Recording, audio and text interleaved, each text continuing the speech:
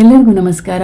ಇವತ್ತು ಬಿಳಿ ಎಳ್ಳು, ಕಾಯಿ ತುರಿ, ಕಡಲೆಕಾಯಿ ಬೀಜ, ಬೆಲ್ಲ, ಏಲಕ್ಕಿ ಇಷ್ಟು ಇಂಗ್ರೀಡಿಯೆಂಟ್ಸ್ ಹಾಕಿ ಒಂದು ಅದ್ಭುತ ರುಚಿಯ ಮತ್ತು ಆರೋಗ್ಯಕ್ಕೆ ಅಷ್ಟೇ ಉಪಯೋಗಕಾರಿಯಾದಂತಹ ಒಂದು ಉಂಡೆಯನ್ನು ಹೇಗೆ ಮಾಡೋದು ಅಂತ ನೋಡೋಣ ಬನ್ನಿ. ಇದು ಬಾಯಲ್ಲಿಟ್ಟರೆ ಕರಗೋಗುತ್ತೆ, ಅಷ್ಟು ಚೆನ್ನಾಗಿ ಬರುತ್ತೆ. ಇದಕ್ಕೆ ಮೊದಲಿಗೆ ನಾನು 1 ಕಪ್ಪಷ್ಟು ಬಿಳಿ ಎಳ್ಳನ್ನು ತಗೊಂಡಿದ್ದೀನಿ. ಇದು ತುಂಬ ಹುರ್ಕೋಬೇಕು ಅಂತ ಏನಿಲ್ಲ, ಸ್ವಲ್ಪ ಅದು ಬೆಚ್ಚಗಾದರೆ ಸಾಕಾಗುತ್ತೆ. ನಮ್ಮ ಕೈಯಲ್ಲಿ ಮುಟ್ಟಿ ನೋಡಿದರೆ ಸ್ವಲ್ಪ ಬೆಚ್ಚಗಾಗಬೇಕು, ಅಷ್ಟಿದ್ರೆ ಸಾಕಾಗುತ್ತೆ. ಬಿಳಿ ಎಳ್ಳು ಆರೋಗ್ಯಕ್ಕೆ ಕೂಡ ತುಂಬ ಒಳ್ಳೆಯದು. ಇದರಲ್ಲಿ ಕ್ಯಾಲ್ಸಿಯಂ ಅಂಶ ತುಂಬ ಜಾಸ್ತಿ ಆಗಿರುತ್ತೆ. ಅದರಿಂದ ಮೂಳೆಗಳ ನೋವು ಕೂಡ ಕಡಿಮೆ ಆಗುತ್ತೆ ಅಂತ ಹೇಳ್ತಾರೆ, ಮೂಳೆ ನೋವು ಬರೋದೇ ಇಲ್ಲ ಅಂತ ಹೇಳ್ತಾರೆ. ಅದೇ ರೀತಿ ಕಡಲೆಕಾಯಿ ಬೀಜ ಕೂಡ ಅದೇ ಸೇಮ್ ಗ್ಲಾಸಲ್ಲಿ ನಾನು 1 ಗ್ಲಾಸ್ ತೊಗೊಂಡಿದ್ದೀನಿ. ಇದನ್ನು ಕೂಡ ಚೆನ್ನಾಗಿ ಹುರ್ಕೊಳ್ಳೋಣ. ಇದನ್ನು ಸ್ವಲ್ಪ ಚೆನ್ನಾಗಿ ಹುರ್ಕೋಬೇಕಾಗತ್ತೆ. ಇದು ಹುರಿದಾಗಿದೆ. ಇದನ್ನು ಕೂಡ ಸೈಡಿಗೆ ಎತ್ತಿಟ್ಕೊಂಡು ಇದರ ಮೇಲಿನ ಸಿಪ್ಪೆ ಎಲ್ಲ ತೆಕ್ಕೊಂಬಿಡೋಣ. ಇವಾಗ ಸಿಪ್ಪೆ ಎಲ್ಲ ತೆಕ್ಕೊಂಡು ನೋಡಿ, ಎರಡನ್ನು ಎಳ್ಳು ಮತ್ತು ಕಡಲೆಕಾಯಿ ಬೀಜ ಇದನ್ನು ಇವಾಗ ಗ್ರೈಂಡ್ ಮಾಡ್ಕೊಳ್ಳೋಣ. ಇದು ತರಿತರಿಯಾಗೆ ಗ್ರೈಂಡ್ ಮಾಡ್ಕೋಬೇಕು. ಒಂದು ರೌಂಡ್ ಗ್ರೈಂಡ್ ಮಾಡಿಕೊಂಡ್ರೆ ಸಾಕಾಗುತ್ತೆ. ನೋಡಿ, ತುಂಬಾ ತರಿತರಿಯಾಗಿದೆ. ಇಷ್ಟಿದ್ರೆ ಸಾಕಾಗುತ್ತೆ, ನುಣ್ಣಗೆ ಮಾತ್ರ ಮಾಡ್ಕೋಬಾರ್ದು, ಚೆನ್ನಾಗಾಗಲ್ಲ. ಇದು ಹೀಗೆ ತರಿತರಿಯಾಗೇ ಇರಲಿ. ಇವಾಗ ಸೇಮ್ ಗ್ಲಾಸಲ್ಲಿನೇ, ಇದೇ ಗ್ಲಾಸಲ್ಲಿನೇ ನಾನು 1/4 ಕಪ್ಪಷ್ಟು ಬೆಲ್ಲ ತೊಗೊಂಡಿದ್ದೀನಿ. ಬೆಲ್ಲ 1/4 ತೊಗೊಂಡ್ರೆ ಸಾಕಾಗುತ್ತೆ. ಇದಕ್ಕೆ 1-2 ಸ್ಪೂನಷ್ಟು ನೀರು ಸೇರಿಸೋಣ. ಇದೇ ಕಪ್ಪಲ್ಲಾದರೆ 1/4 ಕಪ್ ನೀರು ಸೇರಿಸಿದ್ರೆ ಸಾಕಾಗುತ್ತೆ.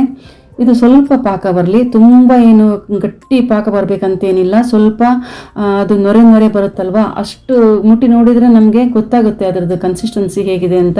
ಸ್ವಲ್ಪ ಅಂಟಂಟಾದರೆ ಸಾಕು, ಅಷ್ಟು ಹದಕ್ಕೆ ಮಾಡಿಕೊಂಡ್ರೆ ಸಾಕಾಗುತ್ತೆ. ಪಾಕ ಒಂದೆಳೆ ಪಾಕ ಅಂತಾರಲ್ಲ, ಅಷ್ಟು ಮಾಡಿಕೊಂಡ್ರೆ ಸಾಕಾಗುತ್ತೆ. ಇದು ಮುಟ್ಟಿ ನೋಡಿದರೆ ನಮಗೆ ಗೊತ್ತಾಗುತ್ತೆ, ಅದೊಂದು ಸ್ವಲ್ಪ ಅಂಟ್ಕೊಳ್ಳೋ ಥರ ಇರುತ್ತೆ. ಅಷ್ಟು ಬಂದರೆ ಪಾಕ ಬಂದಿದೆ ಅಂತಲೇ ಅರ್ಥ. ಇವಾಗ ನಾನು ಕಾಯಿ ತುರಿ ಸೇರಿಸ್ತಾ ಇದ್ದೀನಿ. ಇದು ಕೂಡ ಸೇಮ್ ಗ್ಲಾಸಲ್ಲೇ 1 ಗ್ಲಾಸ್ ತೊಗೊಂಡಿದ್ದೀನಿ ನಾನು ಕಾಯಿ ತುರಿ. ಇದನ್ನು ಸ್ವಲ್ಪ ನಾನು ಗ್ರೈಂಡ್ ಮಾಡ್ಕೊಂಡಿದ್ದೀನಿ. ಗ್ರೈಂಡ್ ಮಾಡ್ಕೊಳ್ದೇ ಇದ್ರೂ ಪರವಾಗಿಲ್ಲ, ಸಣ್ಣದಾಗಿ ತುರ್ಕೊಂಡು ಹಾಕ್ಬೋದು. ಇದನ್ನು ಕೂಡ ಚೆನ್ನಾಗಿ ಈ ಥರ ಬೆಲ್ಲದಲ್ಲೇ ಮಿಕ್ಸ್ ಮಾಡ್ಕೊಂಬಿಡೋಣ. ಇದು ಚೆನ್ನಾಗಿ ಮಿಕ್ಸ್ ಆಗಲಿ. ಇವಾಗ ಇದು ತುಂಬಾ ಚೆನ್ನಾಗಿರುತ್ತೆ. ನಾನು ಕಾಯಿ ತುರಿ ರುಬ್ಬುವಾಗಲೇ ಸ್ವಲ್ಪ ಏಲಕ್ಕಿ ಸೇರಿಸ್ಕೊಂಡಿದ್ದೆ. ನೀವು ಆಮೇಲೆ ಬೇಕಾದ್ರೆ ಪುಡಿ ಕೂಡ ಹಾಕೋಬೋದು. ನಾನು ಮುಂಚೆನೇ ಇದಕ್ಕೆ ಏಲಕ್ಕಿ ಸೇರಿಸ್ಕೊಂಡಿದ್ದೀನಿ. ಇವಾಗ ನೋಡಿ, ನಾವೇನು ಗ್ರೈಂಡ್ ಮಾಡ್ಕೊಂಡಿದ್ವಲ್ಲ ಕಡಲೆಕಾಯಿ ಬೀಜ ಮತ್ತು ಎಳ್ಳು ತರಿಯಾಗಿ, ಆ ಪುಡಿಯನ್ನು ಇವಾಗ ಸೇರಿಸ್ತಾ ಇದ್ದೀನಿ. ಇದಕ್ಕೆ ಸೇರಿಸಿ ಆಗಿದೆ. ಇದನ್ನು ಕೂಡ ಸ್ವಲ್ಪ ಎಲ್ಲವನ್ನು ಚೆನ್ನಾಗಿ ಮಿಕ್ಸ್ ಮಾಡ್ಕೊಳ್ಳೋಣ. ಇದಕ್ಕೆ ತುಂಬ ಪಾಕ ಬರಬೇಕಂತ ಏನೂ ಇಲ್ಲ, ಸ್ವಲ್ಪ ಲೈಟಾಗಿ ಪಾಕ ಬಂದರೆ ಸಾಕಾಗಿರುತ್ತೆ. ಇವಾಗ ಇದನ್ನು ಚೆನ್ನಾಗಿ ಎಲ್ಲವನ್ನು ಕೂಡ ಮಿಕ್ಸ್ ಮಾಡ್ಕೊಳ್ಳೋಣ. ಈ ಥರ ನಮಗೆ ಕನ್ಸಿಸ್ಟೆನ್ಸಿ ಗೊತ್ತಾಗ್ಬಿಡುತ್ತೆ. ಅದು ಸ್ವಲ್ಪ ಅಂಟಂಟು ಥರ ಬರುತ್ತೆ, ಮತ್ತು ಬಾಣಲೆ ಅದು ಬಿಟ್ಕೊಳ್ತಾ ಬರುತ್ತೆ ಸ್ವಲ್ಪ. ಆವಾಗ ಅದು ಉಂಡೆ ಕಟ್ಟಕ್ಕೆ ರೆಡಿಯಾಗಿದೆ ಅಂತ ಅರ್ಥ. ನೋಡಿ, ಆಗ್ತಾ ಇದೆ ಇದು. ಇವಾಗ ಕಡಲೆಕಾಯಿ ಬೀಜ ಕೂಡ ಅಷ್ಟೇ, ಅದು ತುಂಬ ಆರೋಗ್ಯಕ್ಕೆ ಒಳ್ಳೆಯದು. ಎಳ್ಳನ್ನು ನಾವು ಡೈಲಿ 1 ಸ್ಪೂನ್ ತಿನ್ನಬೇಕು ಅಂತ ಹೇಳ್ತಾರೆ, ಮೂಳೆಗಳಿಗೆ ಬಲ ಬರುತ್ತೆ ಅಂತ ಹೇಳ್ತಾರೆ. ಎರಡೂ ಕೂಡ, ಕಡಲೆಕಾಯಿ ಮತ್ತು ಎಳ್ಳು ಎರಡೂ ಕೂಡ ಆರೋಗ್ಯಕ್ಕೆ ತುಂಬ ತುಂಬ ತುಂಬ ಒಳ್ಳೆಯದು. ನೋಡಿ, ಇವಾಗ ಇದಾಗಿದೆ. ಇಷ್ಟು ಇದ್ದರೆ ಸಾಕಾಗುತ್ತೆ ನಮಗೆ. ಇದು ಉಂಡೆ ಕಟ್ಟಕ್ಕೆ ಇವಾಗ ಸರಿಯಾಗಿ ಒಳ್ಳೆ ಒಂದು ಹದದಲ್ಲಿ ಇದೆ.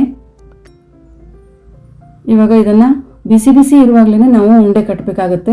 ಶೇಪ್ ನೋಡೋಕೆ ಹೋಗಬಾರ್ದು. ಇವಾಗ ಹೀಗೆ ಸುಮ್ಮನೆ ಕಟ್ಟಿ ಇಟ್ಬಿಡೋಣ. ಆಮೇಲೆ ಉಂಡೆ ಕಟ್ಟಾದ್ಮೇಲೆ ನಾವು ಅದಕ್ಕೆ ಶೇಪ್ ಕೊಡ್ಬೋದು ಮತ್ತೊಂದು ಸತಿ.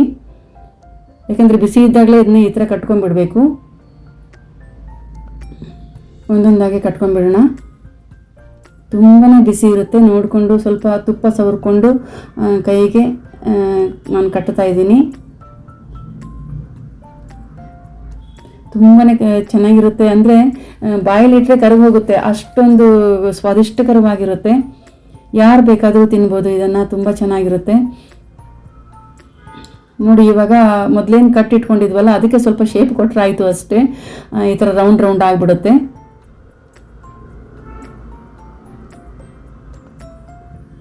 ಆಮೇಲೆ ಈ ಥರ ನಾವು ಸ್ವಲ್ಪ ಪ್ರೆಸ್ ಮಾಡಿ ಅದನ್ನು ಸರಿಯಾಗಿ ಒಂದು ಶೇಪ್ ಕೊಟ್ಟರೆ ಆಯಿತು ಅಷ್ಟೇ. ಎಲ್ಲ ಆಯಿತು. ಇವಾಗ ಉಂಡಿನೇ ರೆಡಿಯಾಗಿ ಹೋಯಿತು. ಇದನ್ನು ಈ ಥರ ಯಾಕೆ ಮಾಡೋದಂದರೆ ಇನ್ನೂ ಚೆನ್ನಾಗಿ ರೌಂಡ್ ಆಗುತ್ತೆ ಅಂತ ಅಷ್ಟೇ. ಈ ಥರ ಮಾಡೋದ್ರಿಂದ ಆ ಥರ ಆಗುತ್ತೆ, ರೌಂಡ್ ಆಗುತ್ತೆ ಎಲ್ಲಕ್ಕೆ ಒಂದಕ್ಕೊಂದು ತಾಗಿ. ಅದಕ್ಕೋಸ್ಕರ ಈ ಥರ ಮಾಡೋದು. ನೋಡಿ, ಉಂಡೆನೇ ರೆಡಿಯಾಗಿ ಹೋಯಿತು. ತುಂಬಾ ಚೆನ್ನಾಗಿರುತ್ತೆ. ನೀವು ಕೂಡ ನಿಮ್ಮ ಮನೆಯಲ್ಲಿ ಮಾಡಿ ನೋಡಿ. Thank you so much for watching. ಧನ್ಯವಾದಗಳು.